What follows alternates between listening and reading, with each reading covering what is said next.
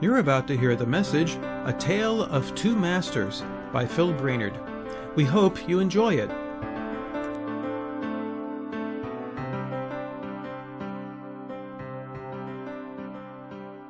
It was the best of times, it was the worst of times.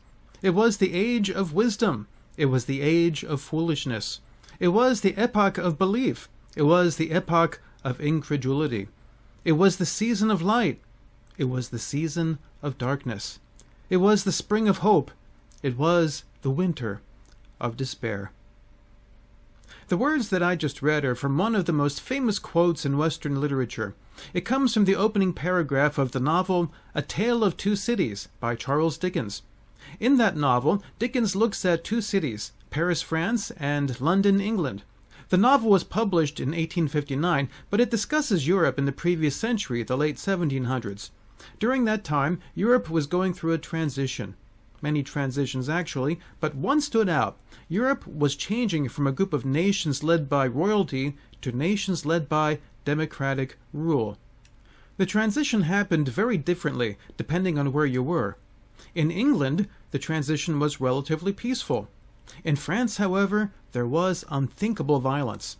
There was fighting in the streets. There were massive numbers of executions.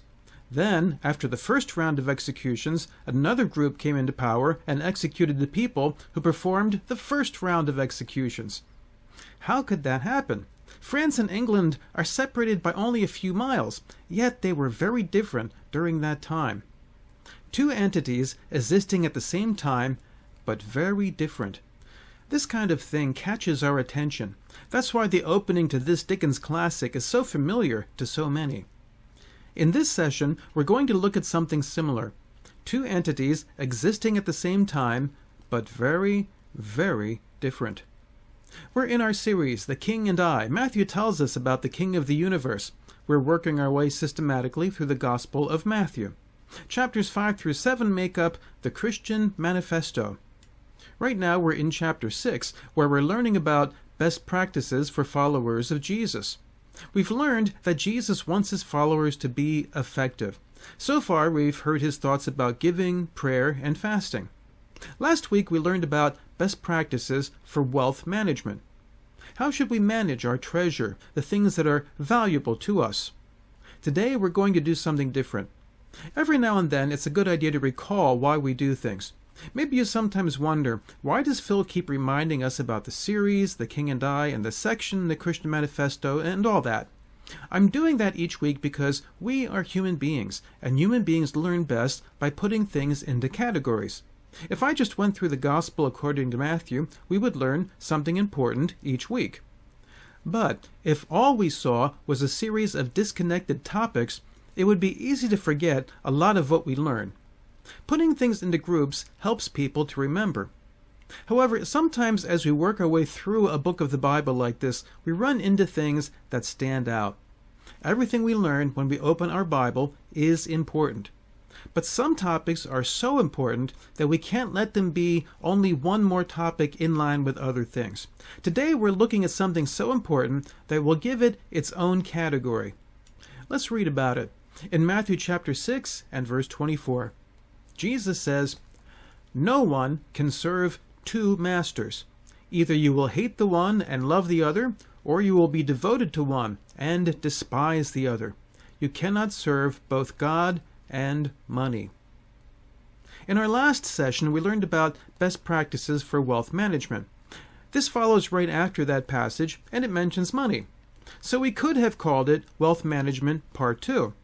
That would be fine, and a lot of commentators do something like that. However, we live in a unique time. The Church of Jesus Christ faces challenges today that may be unlike those seen throughout its history. Because of that, we'll do something different. Today, we're going to learn about a tale of two masters. In this tale, Jesus reminds us about idolatry. Two masters call us to serve them. They both live at the same time, but they are very, very different. Let's find out more. In verse 24, Jesus starts by saying, "No one can serve two masters." Let's go all the way back to our fundamental assumption as we've been studying the book of Matthew. Matthew has met the King of the universe, Jesus Christ. He wants all his friends to know this great King. His closest friends are members of the Jewish faith who lived with him in Israel. Jesus at that time is speaking primarily to this group, the Jewish nation.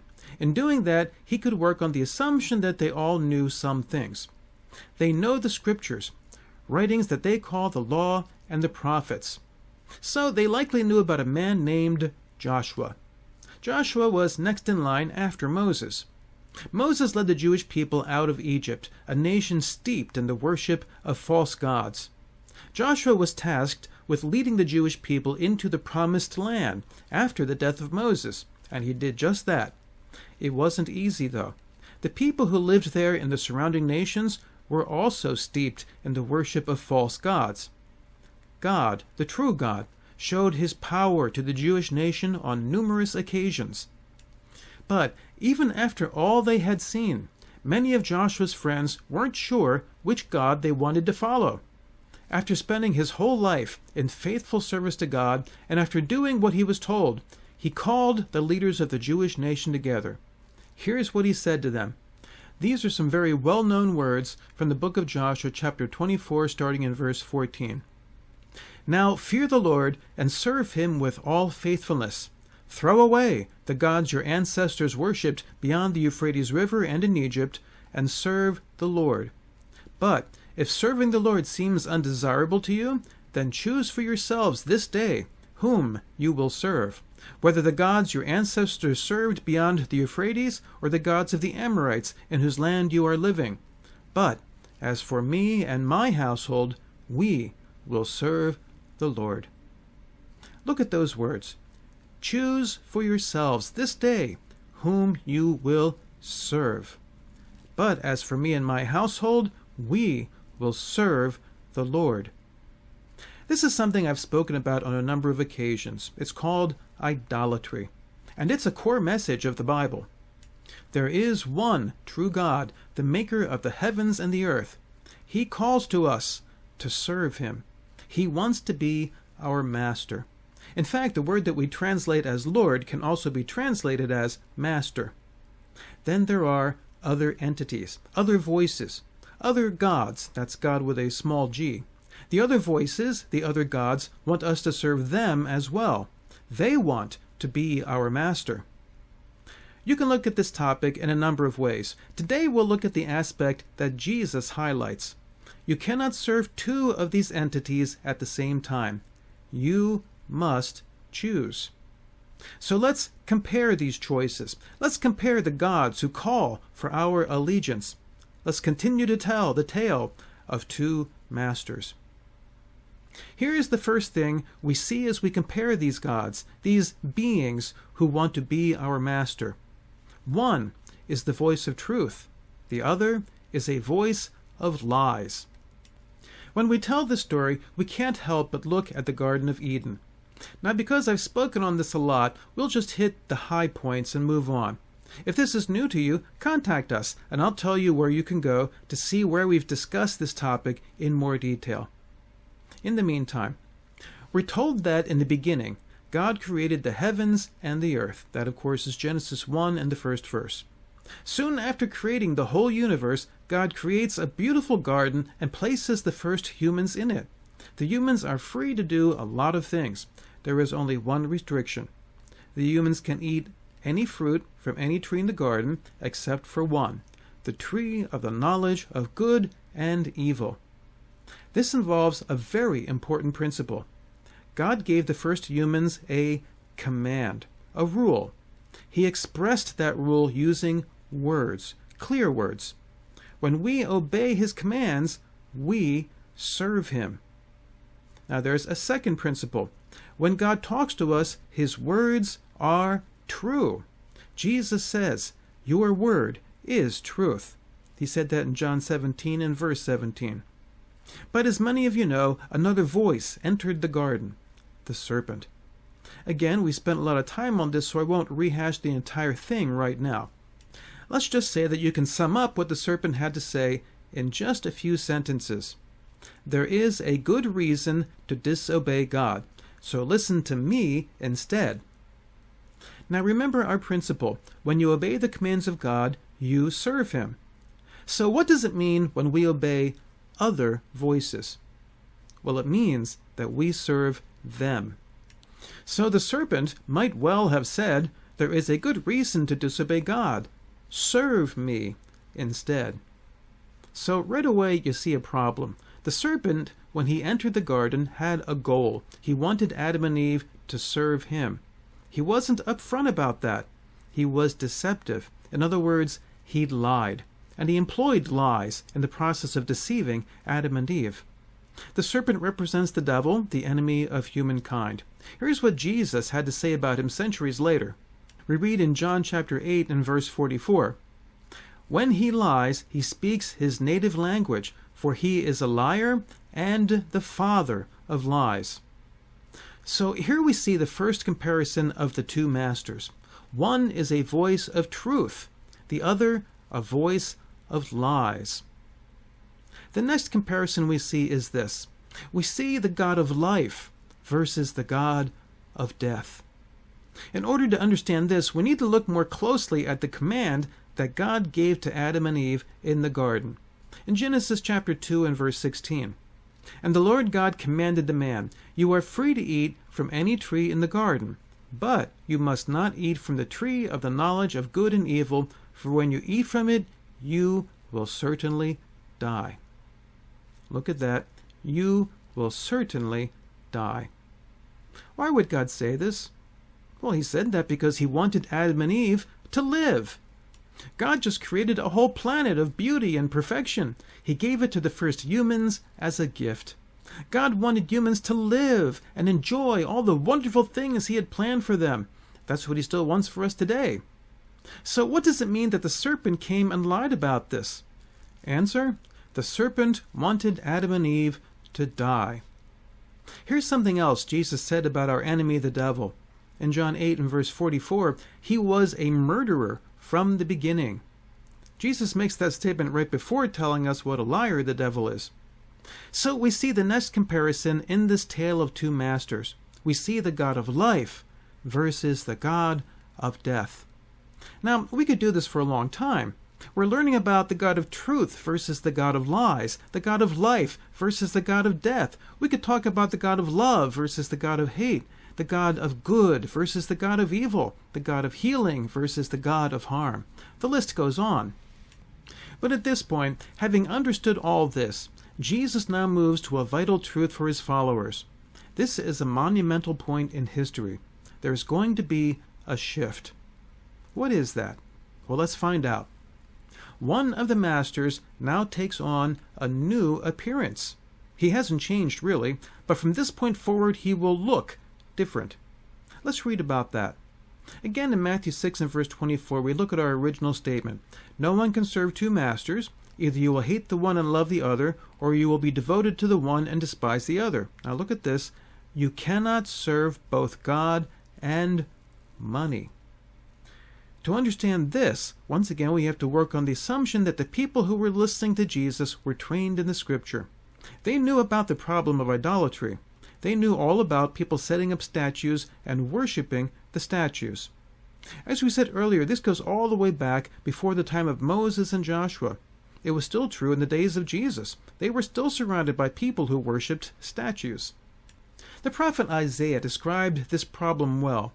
He did this in chapter 44 of his book. It's a long passage, so I'll summarize and let you read on your own. Isaiah describes the process of making an idol. He says someone takes a block of wood. They pull out their chisel and they carve out a statue. Then they worship the statue. So right away you've got a problem. Isaiah asks this question. Does a simple block of wood change into something magical just because you carve on it? And the answer is no. Isaiah suggests that this should be obvious to anyone. Now, as if this wasn't obvious enough, Isaiah then extends the illustration. He says, imagine that some of the wood is left over. The same person who carved out the statue then lights the leftover wood and uses it to make dinner. So one piece of wood becomes a god. With another piece of the same block, this person is cooking a hot dog on a stick. While holding this hot dog on a stick, the person says to the other piece of wood, "You are my God, save me." And again, to Isaiah, this should have been obvious to any thinking person. So it was thought to be obvious to Jews living in Israel at the time of Christ. If someone had reached the point where they wanted to be a follower of Jesus, they would have had no trouble with this principle. They were way past the statues. But Jesus knew something. He knew there would be something more. There would be different challenges for his followers. And here's an important one. The gods would take on a different form, a different appearance. Again, look, you cannot serve both God and money. Jesus warned that the gods would never leave.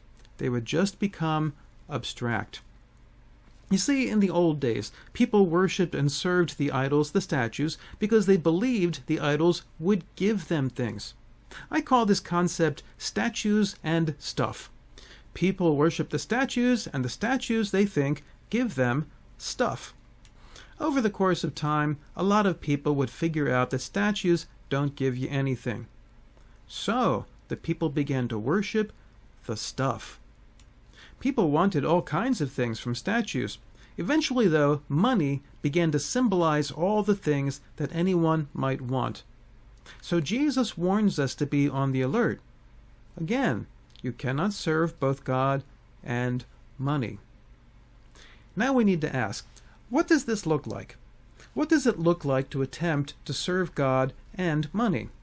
Some of the things we'll discuss at this point will sound familiar. In our last discussion, Jesus told us about storing up treasure in heaven. Okay, so on earth we have what are often called the 3 T's: time, talents, and treasures. All of us have these things. Now here's an important question. What do you use yours for? Do you use these things to serve God? Or do you use them exclusively to get things for yourself? Jesus focuses on money. So let's look at some examples based on that. Let's look first at the topic of giving.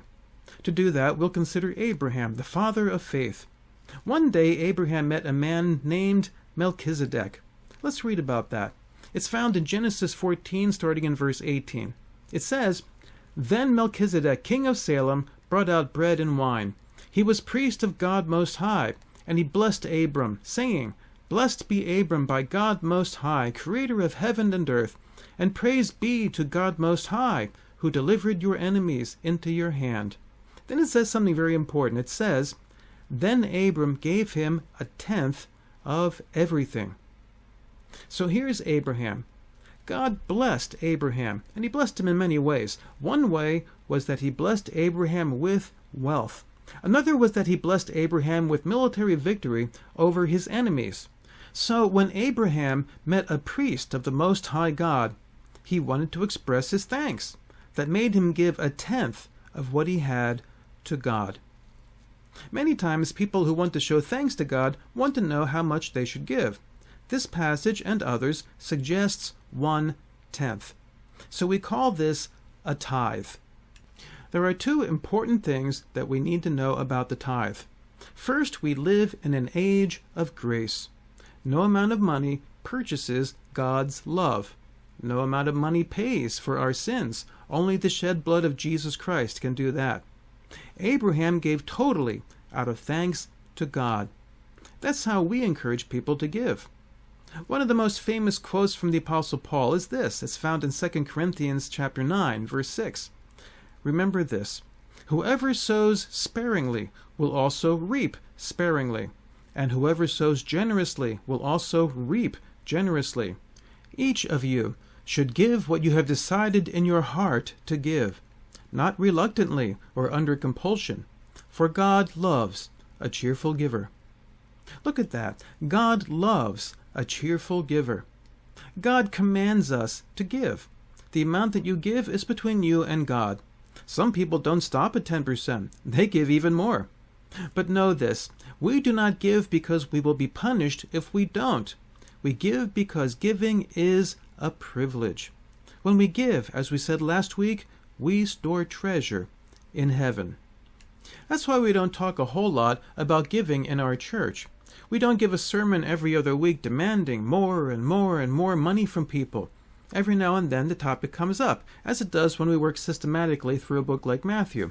When it comes up, we discuss it. From there, it's between you and God. That's because we live in an age of grace. There's another important thing to consider at this point, and that thing is faith. Here's what God tells us in Psalm 23. Again, one of the best-known verses in the Bible. In Psalm 23, right in verse 1, it says, "The Lord is my shepherd. I lack nothing." The Lord is my shepherd. I shall lack what? Nothing. The King James says, "The Lord is my shepherd. I shall not want." Money has a pull in our lives for a lot of reasons. One reason is that sometimes we lack faith in the ability of God to take care of us. Once again, we need to find a balance. Of course, you need a job and you need to make money to live.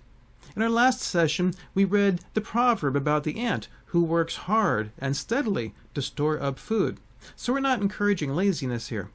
On the other hand, are you consumed with the sense that you'll run out if you ever take a break? That's one aspect of faith. God will provide, and God will protect. There's another aspect of faith that we need to address here. This is the faith that we have in God's holy character. My friends, God loves you. At other times we've said that that word love isn't quite strong enough to express how God feels. God cherishes you. That's why He takes care of you, because He loves you. Some people aren't so sure of that. Because they aren't so sure, their lives are one big attempt to find love. Sometimes there are things that look like love, but which are terrible imitations. Some people think they need a flashy car. That flashy car makes people look, and sometimes the owners of the car know that the look is envy, and they like it.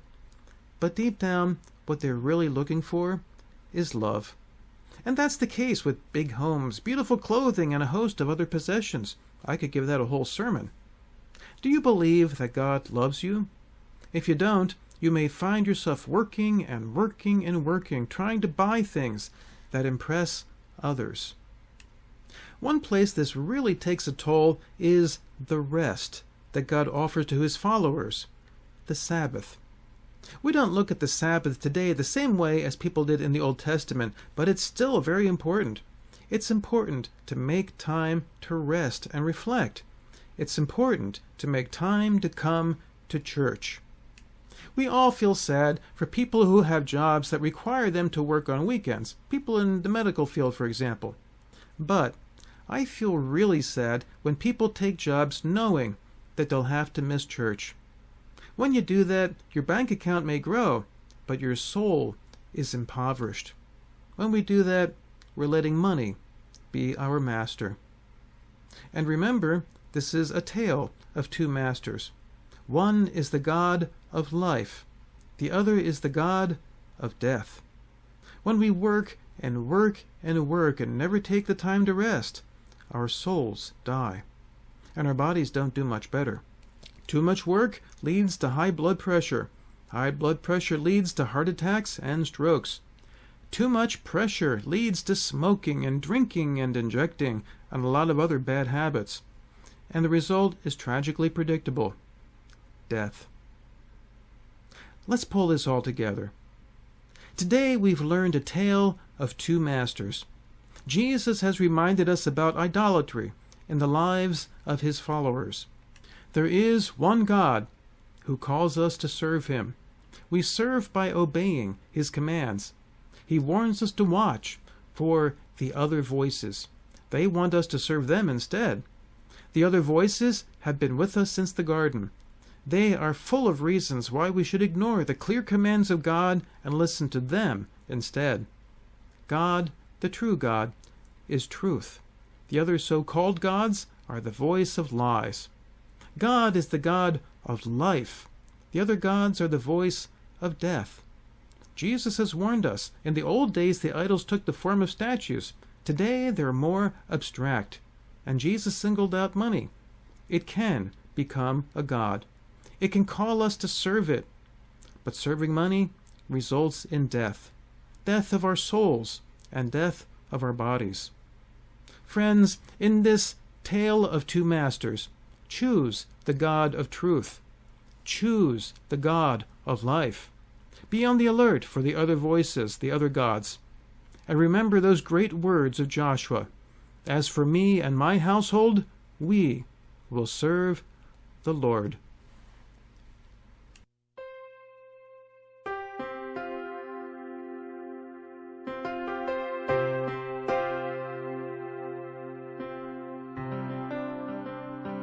You just heard the message, A Tale of Two Masters by Phil Brainerd. If you want to learn more, come visit us. We're Trinity Church of Teaneck, New Jersey. Our website is trinityteaneck.org. Or you can visit my site, philbrainerd.com. May the Lord richly bless you.